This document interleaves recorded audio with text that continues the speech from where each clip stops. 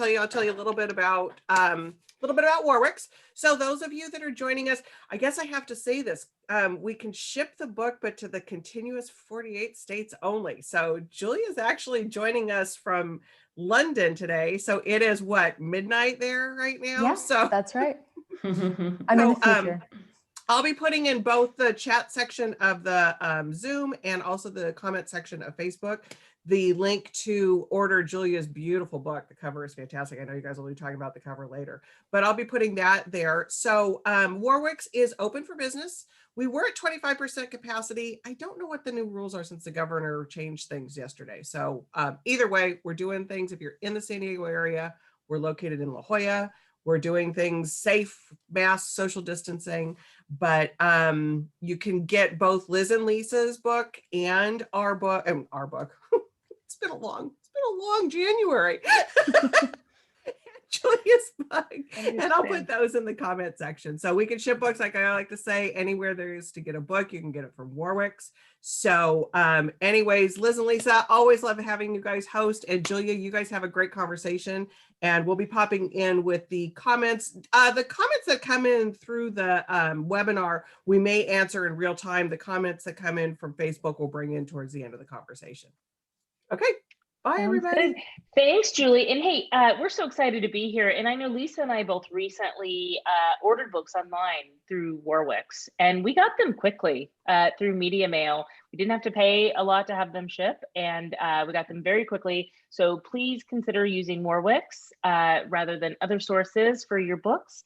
And they were able to get any book that we wanted, and we got some amazing books. So anyway, well, welcome to Couch Surfing. I'm Liz Fenton. I'm here with Lisa Steinke. She's my best friend and co-author of 7 novels. Gosh, I forgot to say we've been best friends for over 30 years, but I think I just don't feel like having to age me today. It's fine, but you just said it, so now I know that we've been friends since we were 2. Yeah. Yeah. Anyway, we are so excited to chat with another wonderful author today. Today we have Julia Kelly. She's an internationally best-selling author of historical women's fiction books about the extraordinary stories of the past. Her books have been translated into 11 languages. She has also written historical romance as well as fast-paced contemporary sports romance under the name Julia Blake. In addition to writing, she's an Emmy-nominated producer, journalist, marketing professional, and for one summer, a tea waitress. Julia called Los Angeles, Iowa, New York, and New York City home before settling in London, where she is now. Her latest book, The Last Garden in England, was just published on January 12th. Welcome, Julia. We're so excited to have you. Oh, thank you so much. I'm so glad to be here. Okay, well, I'll let Lisa take it away. She's got some great questions for you. And reminder, again, you guys, feel free to jump in on the Q&A and we'll get your questions answered. All right, well, here we go. The Last Garden in England has been receiving high praise. Fiona Davis, who we love her books, had this to say about yours. Kelly's novel encompasses everything I love in historical fiction, a dramatic setting depicted so vividly, I could have sworn I was strolling through the gardens of Highbury House as I turned the pages, and a series of stories that intertwine each other effortlessly, echoing the theme of lost love and found. A delight. Can you tell us a little bit about what it's about? Sure. So the book is all centered around a garden called, the garden at Highbury House, which is a country estate in the county of Warwickshire in the UK. And we see the garden at 3 different stages of its life. One is the garden's creation, and the woman at the center of that is named Venetia Smith. She's a garden designer, pioneer in her field because it's 1907, and women aren't typically out in the working world in the way that Venetia is. And then we go to 1944, which is the garden in the middle of war. So it's World War II, and the house that is associated with this garden has been requisitioned to become a convalescent hospital. So the story there really centers around 3 women, one of whom is a land girl doing the agricultural work that men would have done at that time, except they were off serving and fighting. And then she is sort of our surrogate into Highbury House and the garden gardens. She meets Stella, who's a cook, who's sort of always dreamed about getting out of this village that she grew up in, getting out of domestic service. And then we also meet the owner of Highbury House, Diana, who is not only dealing with the fact that her home has been requisitioned, and so she's having to share space with this convalescent hospital and sort of everything that's involved with that. She also is a recent widow, and so she is dealing with grief and mourning and trying to figure out how to sort of carry on the legacy of her family in this house. And then in the present day, the gardens at Highbury House have been abandoned and neglected. And so a garden designer is brought in to work on restoring these gardens back to what Venetia would have originally conceived of in 1907. And so as she discovers more, the readers discover more as well about sort of the mysteries that are centered around this house, why the gardens were abandoned. And one garden in particular holds her interest, which is the winter garden, right at the heart of the garden. It's been locked for decades. You can't get into it. It's wild, it's overgrown. And she needs to figure out, she's compelled to figure out why it is that this winter garden has been abandoned and feels like it's such a significant place. It's a very intricate plot. It sounds very complex, but entertaining. How did you come up with this? And just tell us a little bit about that process and how you decided what to write about, what time period to write about, who to put into the story. Yeah, well, I've always been interested in gardens. My father's a really talented amateur gardener and has, I grew up in Los Angeles, so he was fighting the good fight and creating English border gardens in the heat of Los Angeles and I was a kid. So of course he took any free labor he could get and had me, weeding and doing all sorts of things in the garden. So that's sort of always been something that's been in the background. And I when I first started writing historical fiction, I sort of had this idea that I would love to do a book centered around a garden, different timelines, they sort of weave in and out. I didn't really know what that was going to look like. And so I was on a call with my agent trying to figure out what I was going to write next. I had sent her sort of 4 or 5 different pitches, different things in different stages. And she said, none of these are quite right. I don't think any of these are ready yet. And so we were kind of wrapping up the call and I just said, I have this idea about writing about this garden and it connect with these different storylines. And I don't know, maybe it would be the garden's creation, the garden when it's abandoned, and the garden in World War II, because they're all sort of pivot points. And she went, well, that sounds great. Why didn't you pitch that about 45 minutes ago?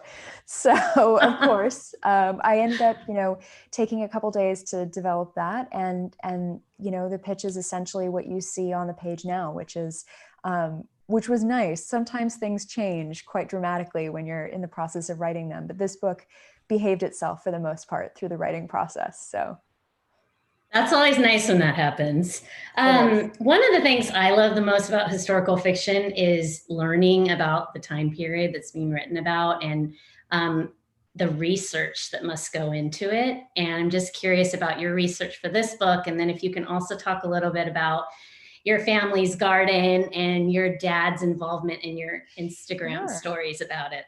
Absolutely. He's become a tiny little Instagram star in and of himself amongst readers. So the research for this book was sort of, in some ways, double what I normally would have done because it's the historical research that you need to ground a story. And so, I was aware of convalescent hospitals and requisitioned houses. I think the most common one that people run across in pop culture is the second season of Downton Abbey. The house is requisitioned to become a hospital in World War I. So there's sort of this bit of familiarity for a lot of people, but I wanted to get a sense of what it would have been like for the families that lived in these homes. And some of them did share, as Diana does, share space with whoever it was that took over their houses. So whether it was, an orphanage, a school, military training facilities, different things like that. So in this case, it is a hospital. So the wards are, in the drawing rooms and the ballroom, and it really, to give it a sense of what it would have been like. I really wanted to make sure that rang true. And then, of course, on top of that, if you write about a garden and you want it to be a very central character to the book, you got to get the gardening right. And I have been an assistant to a gardener. I have been, theoretically dreaming up gardens for a very long time. But until this weekend, actually, I didn't own my own garden. I've just moved into a new home. I actually have a garden of my own now. And so I've been doing a little bit of, happy online shopping, trying to figure out what it is that I'm going to create in my own garden.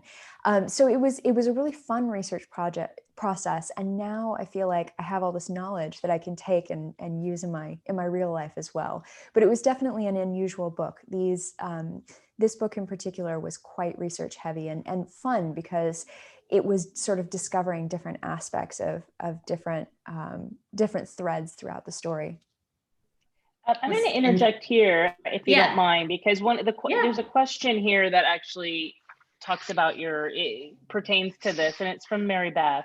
She says, I understand that you just moved into a new flat with a garden. Congrats. Can you tell us about the new garden and what your plans, dreams are for it? Hi, Mary Beth. Thank you for watching. So I am trying to be both patient and very impatient at the same time.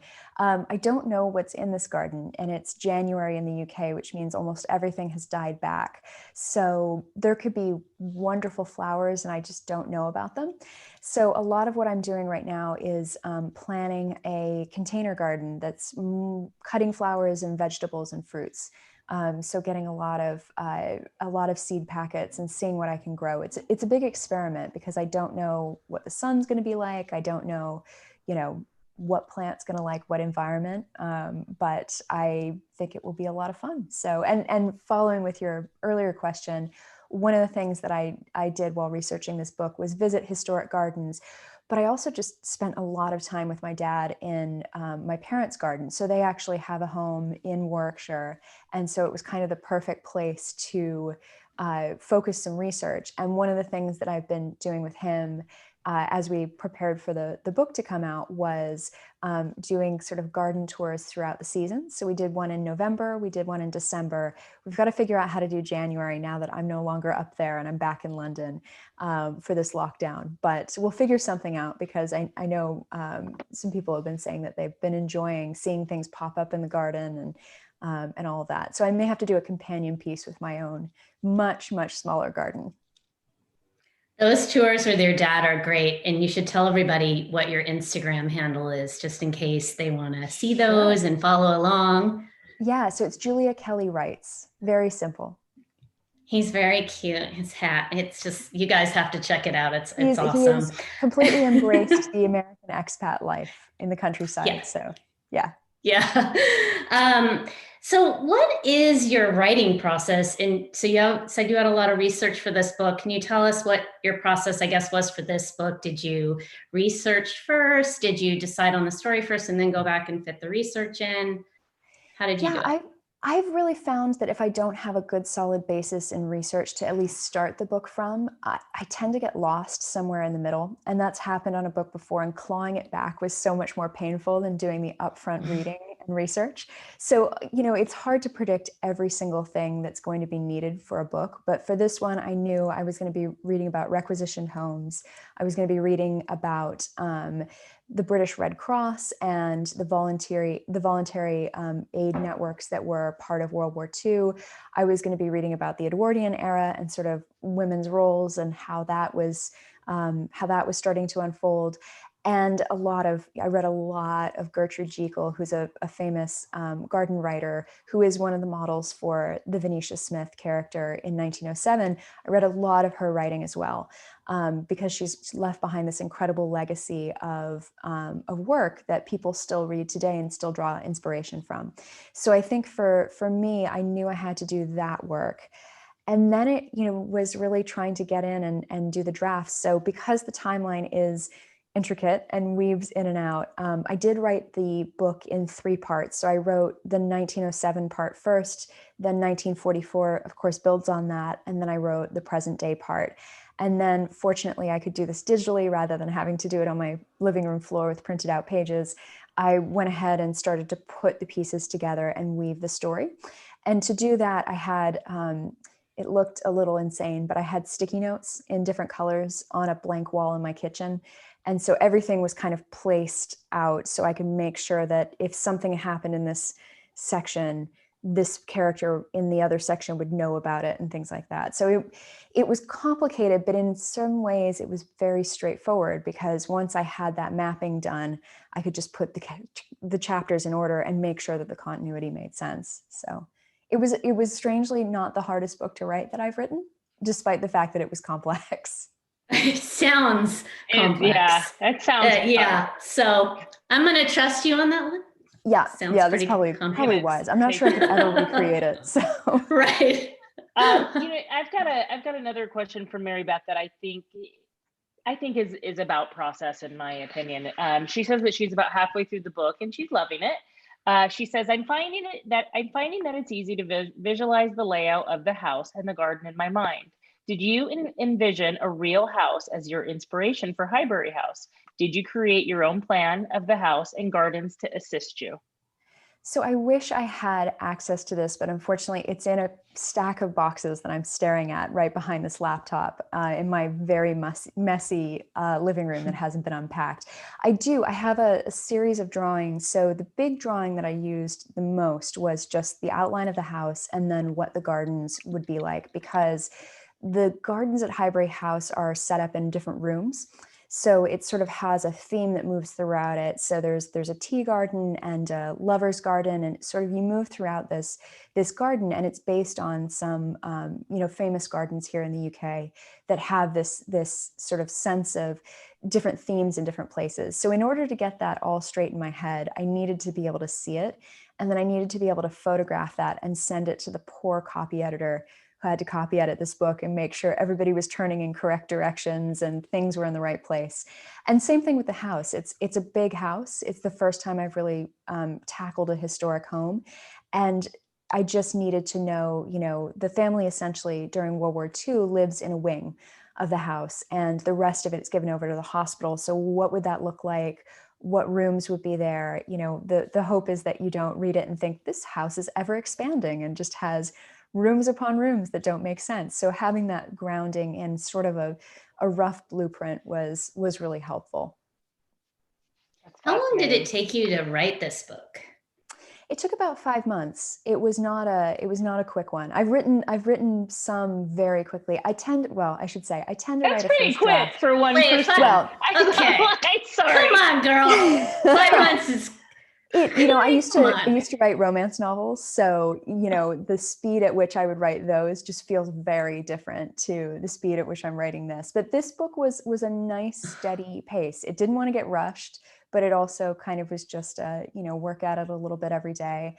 And I will say I do a first draft and then I go back and do a big edit on it before anybody sees it. So I always have to give that caveat that there is some editing before it goes to the editor for the first developmental edit. All right. Well, that makes me feel a little bit better because there's 2 of us and we're impressed we can do the first draft in 6 months. So more power to you.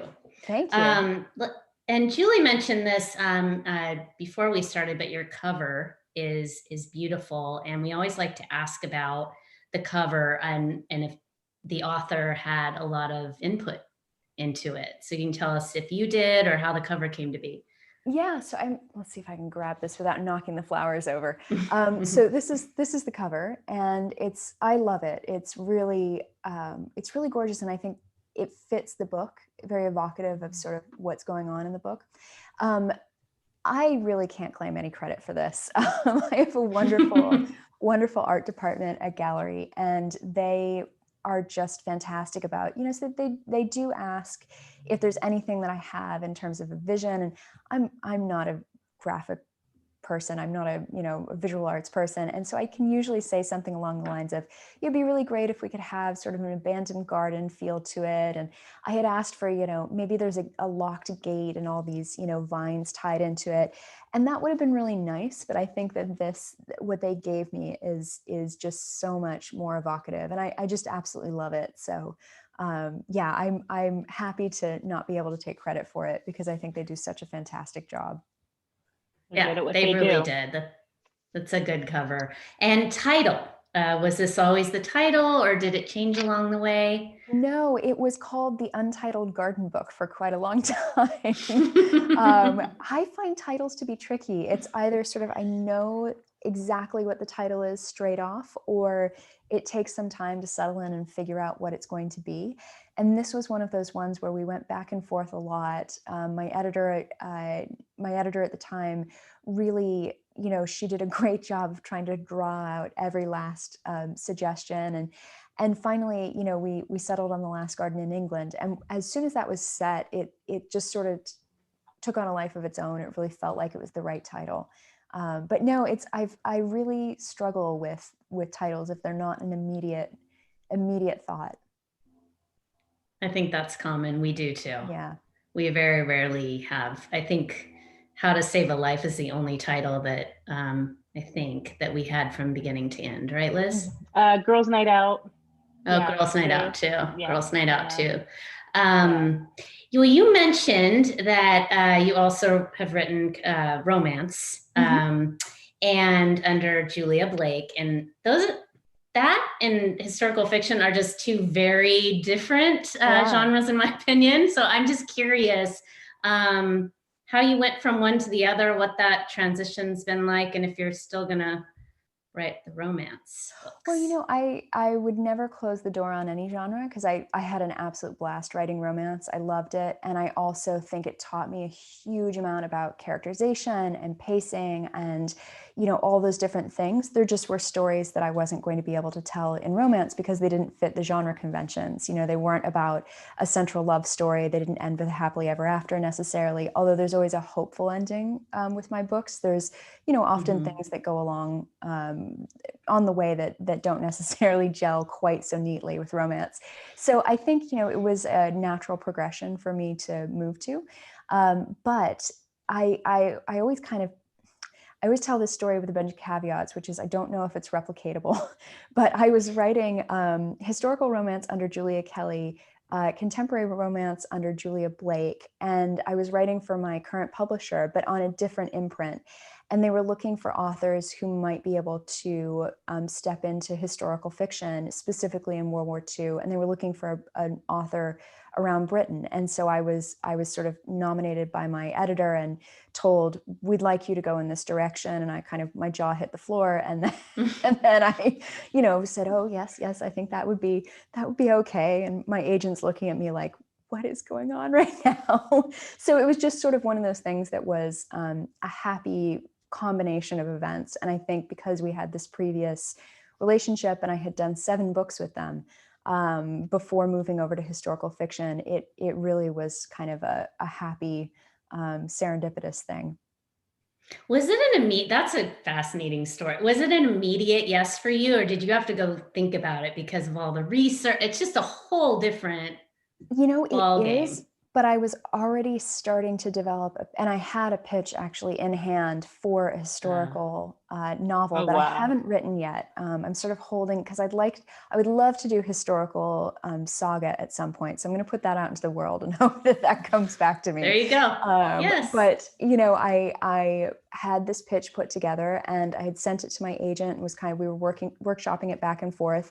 And we went to, because I was visiting New York for a friend's wedding, we went to lunch with my editor thinking, I wonder if we could potentially pitch this at some point. It's not quite ready yet. And then she turned around and said, we want you to do this. And we just, my agent and I looked at each other and just started laughing because, again, it was unexpected, and also even more unexpected that we were on the same path and in the same time and in the same era as well. I was looking at World War II as sort of my anchor point for that. So it really did just sort of all come together, which is why I always tell people that story with I don't know if anybody can replicate this exactly as it happened caveat. Right. It was obviously meant to be. I mean, I hope coming together like that. Exactly. And you've written how many since then? So I've written 3 historical novels, and I've just handed in a 4th. So wow. It's working. So it's working. Yeah, and that's yeah. great. That's and I'm great. enjoying it. And I think that's the really nice thing that's the most important. When it's something that, you enjoy doing and the publisher is still saying yes, that's a good combination of things. It's a very good combination. There's a quick question in here. Someone is asking, why is it called The Last Garden? And I don't think I heard you say why, although I may have missed that. No, so we were thinking about it as sort of a few different things. And I don't know how much I can answer this without completely spoiling things in certain timelines. But I think the big thing that we wanted to get at was the idea of, you know, something that's been abandoned, that's been left behind.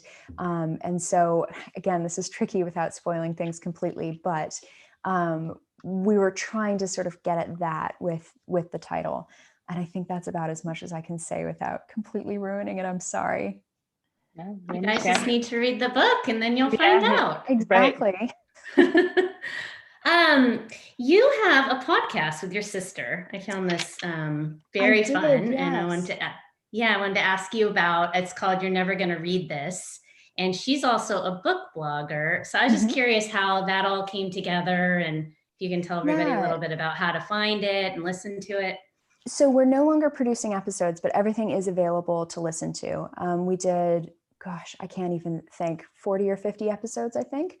And so we basically, we're both lifelong readers. We both absolutely love reading across a lot of genres, but I think because she's a book blogger and because I'm now in the very happy position of getting books to blurb and things like that for cover quotes, I don't always read as widely as I think I do.